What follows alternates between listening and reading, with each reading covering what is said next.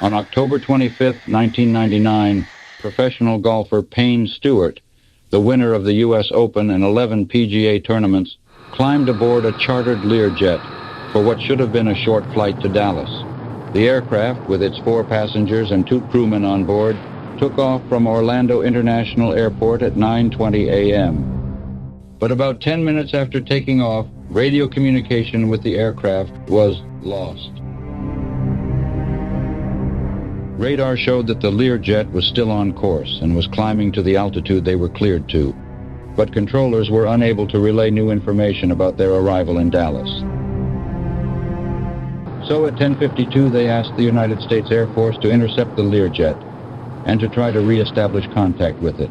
Same type aircraft of the intercepting and the nature of the problem. The nature of the problem is unknown, and type aircraft is a Lear 35. Controllers try to contact the Lear using its call letters 47 Bravo Alpha. Lear 47 Bravo Alpha. But there's no answer.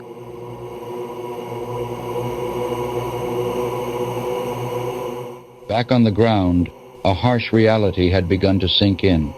There was a strong possibility that a catastrophic loss of cabin pressure had either killed or incapacitated everyone on board the aircraft. And although their immediate concern was for the lives of those on board, the authorities also had to consider the potential loss of life if the aircraft came down in a major metropolitan area. The FAA began tracking an aircraft in distress. The President was made aware of this situation this morning in a meeting with his economic advisors. It's worth noting that the military had the capability of destroying the aircraft, so all eyes now turned to the radar to figure out where the rogue aircraft was heading.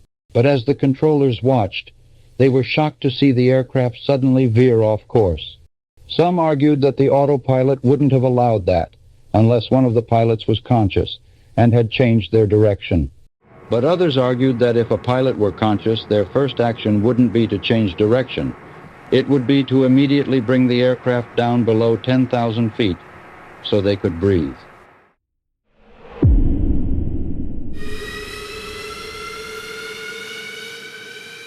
Over the course of the nearly 4-hour-long flight, a total of 5 U.S. Air Force F-16 jets had attempted to maintain visual contact with the chartered aircraft. All reported the aircraft to be operating normally, and yet none of them saw any sign of life. Worse, several of the pilots reported seeing condensation or frost on the inside of the cockpit windows. It looks like the front to cockpit is either frosted or basically condensed over. This meant that the interior of the aircraft may have depressurized and suffered a rapid drop in air temperature. For unknown reasons, the Learjet, which had been cleared to 39,000 feet, had climbed to almost 50,000 feet, where the average temperature is 70 degrees below zero.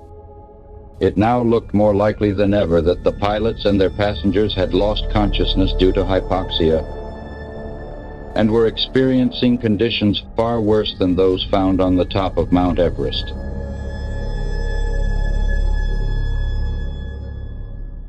Something unusual was going on inside the chartered Learjet. The F-16 pilot who was following it reported that the aircraft had begun a slow turn to the right. After flying halfway across the United States, it was finally running out of fuel, and its jet engines had begun to shut down.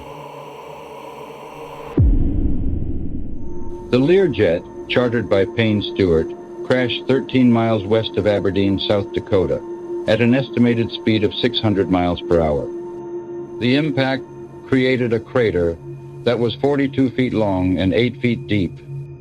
Although the majority of the wreckage was concentrated near the crater, a debris field of smaller parts, including instrumentation, seat cushions, life vests, and personal effects, extended outward in a northeasterly direction. After a lengthy investigation, the National Transportation Safety Board determined the probable cause of the accident was the incapacitation of the flight crew because of their failure to receive supplemental oxygen after losing cabin pressure.